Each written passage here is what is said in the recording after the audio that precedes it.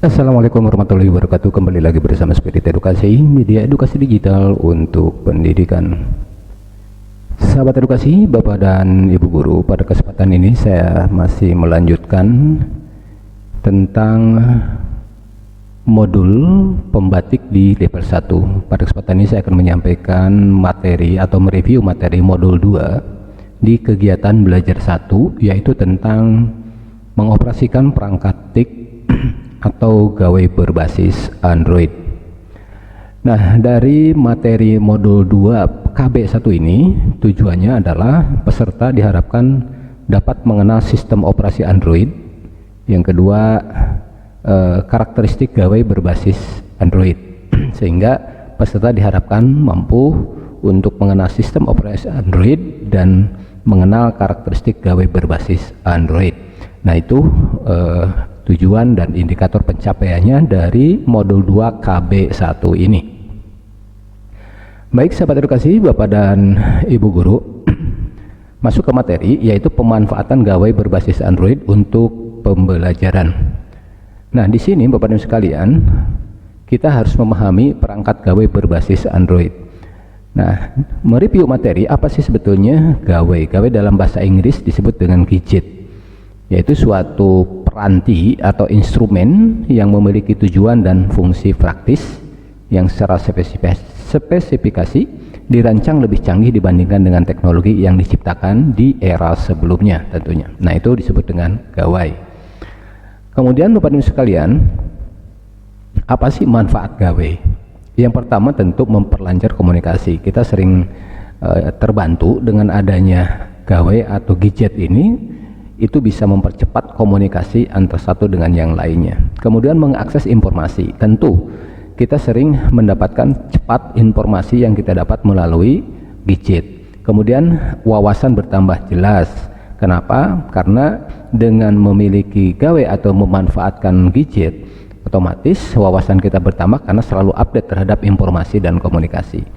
Kemudian yang keempat, manfaat gawai juga hiburan. Tentu tidak sedikit orang yang memanfaatkan gadgetnya untuk sekedar hiburan, yang mungkin ini lebih cepat kita mendapatkan akses ke video maupun audio di internet. Lalu manfaat yang selanjutnya sebagai gaya hidup. Ya, selama ini mungkin masih dianggap sebagai gaya hidup apabila kita memiliki gadget. Ya, itu tidak salah ya, karena memang kenyataannya seperti itu. Kemudian yang keenam, manfaat dari gadget atau gawai adalah sebagai alat kerja. Pasti ini diharapkan jadi tidak sekedar pemanfaatan gawai dari hal-hal yang tersebut di atas, melainkan juga sebagai alat kerja. Tidak sedikit orang yang memanfaatkan gawai atau gadget untuk bekerja. Dan yang terakhir, bagaimana manfaat gawai di sarana pembelajaran? Tentu ini bisa kita manfaatkan, bisa dimanfaatkan sebagai sarana pembelajaran, terutama masa COVID sekarang ini. Nah, itu sahabat edukasi, manfaat dari gawai atau gadget. Lalu kemudian sahabat edukasi, apa saja yang termasuk atau jenis-jenis dari gawai? Yang pertama yang telah kita ketahui bersama, jenis yang pertama adalah handphone atau ponsel pintar. Nah, ponsel pintar ini merupakan salah satu jenis gawai yang paling banyak sekali digunakan. Ya, karena ini lebih praktis dibandingkan dengan jenis yang lain tentunya. Yang kedua, jenis gawai itu adalah laptop atau notebook komputer. Nah, jenis gawai ini paling banyak digunakan untuk pendukung pekerjaan. Tentu berbeda antara gawai dalam jenis handphone dengan gawai dalam jenis laptop atau notebook. Nah, ini yang jenis kedua ini yang sering digunakan untuk mendukung pembelajaran atau pekerjaan. Kemudian jenis yang ketiga adalah tablet. Nah, keunggulan tablet jika dibandingkan dengan HP tentu saja terletak pada layarnya yang lebih lebar. Prinsipnya pekerjaannya sama, tetapi dari segi fisik ini berbeda. Ini itu perbedaannya antara HP dengan tablet. Kemudian jenis yang keempat gawai adalah iPad. Nah, semua aktivitas yang bisa dilakukan oleh komputer bisa dilakukan oleh iPad. Ini kelebihannya.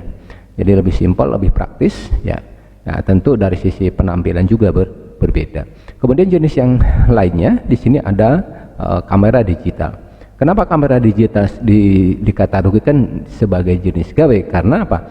Kamera digital ini bisa dapat memberikan informasi lewat gambar. Ya. Nah, oleh karena itu kamera digital juga termasuk kepada gawe. Termasuk selain kamera juga semacam headset gitu. Headset yang kita mendengarkan suara lebih terfokus ya. Nah, itu juga termasuk kepada jenis gawe. Nah, itulah jenis-jenis gawe yang kita kenal sekarang ini. Kemudian sahabat edukasi, Bapak dan Ibu guru sekalian, apa sih dampak negatif dari penggunaan gawe? Apakah ada? Iya. Yang pertama, dampak kesehatan jelas.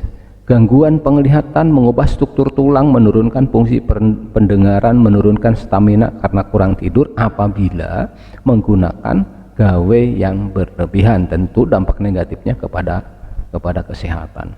Kemudian yang kedua, ini akan ada mengalami gangguan tumbuh kembang. Untuk siapa? Apabila ya tumbuh kembang apabila si anak menggunakan gawe terlalu berlebihan. Ini akan terjadi obesitas, gangguan tidur, keterlambatan bicara, gangguan perilaku, gangguan kecerdasan, cemas, dan depresi. Itu otomatis. Nah, ini yang dampak negatifnya daripada penggunaan gawe yang berlebihan. Nah, ini sangat berbahaya. Ada dampak negatif dari gawe, yaitu apa? Neuropati. Neuropati itu apa? Yaitu gangguan atau adanya kerusakan pada saraf tepi. Nah, ini yang harus dihindari ya, karena kita menggunakannya terlalu berlebihan misalkan. Kemudian yang keempat, dampak negatif dari penggunaan gawe adalah ketergantungan. Nah, ini mungkin yang sering kita lihat, ada kebiasaan anak atau remaja bermain game menggunakan ponsel pintar yang kecenderungan atau ketergantungan sangat berlebihan, sangat luar biasa. Ini akan menimbulkan ketergantungan terhadap gawe. Nah, ini yang sangat berbahaya. Dari melihat dampak-dampak negatif dari gawe, maka tentunya seyogianya lah kita selaku pengguna lebih cerdas. Nah, lebih cerdas dalam memanfaatkan gawe. Jangan sampai adanya gawe yang seharusnya menjadi salah satu hal positif untuk pekerjaan atau untuk belajar, tetapi malah yang ditimbulkan adalah negatifnya. Nah, ini yang tidak diharapkan. Baik sahabat edukasi, Bapak dan Ibu sekalian, pemanfaatan gawe untuk apa saja? Nah, gawe itu bisa dimanfaatkan untuk belajar, apalagi yang frekuensi penggunaan gawe meningkat itu masa COVID-19 sekarang ini. Nah, aplikasi yang sering digunakan dalam pembelajaran online ya berkaitan dengan pemanfaatan gawe diantaranya adalah penggunaan WhatsApp. Ya, WhatsApp, kemudian kelas pintar, kemudian ada Indonesia X, kemudian juga ada portal rumah belajar dan lain-lainnya. Nah, ini penggunaan gawe untuk belajar dengan memanfaatkan aplikasi-aplikasi yang disebutkan tadi. Kemudian yang kedua, juga bisa dilakukan pembelajaran online dengan cara sinkronus dan asinkronus. Sinkronus adalah pembelajaran sinkron secara langsung tatap muka melalui video virtual. Kemudian asinkronus, pembelajaran online tetapi tidak melakukan tatap muka, melainkan hanya memberikan materi, tidak tampil dalam sebuah video virtual. Nah, itu perbedaannya sinkronus dan asinkronus. Dan demikian Bapak dan Ibu sekalian, sahabat edukasi, materi dari modul 2 KB1 atau kegiatan belajar 1 di pembatik level 1. Nah, selanjutnya kita akan membahas materi lanjutannya, yaitu masih di modul 2 tapi kegiatan belajar 2 pada video berikutnya. Terima kasih, semoga bermanfaat. Assalamualaikum warahmatullahi wabarakatuh.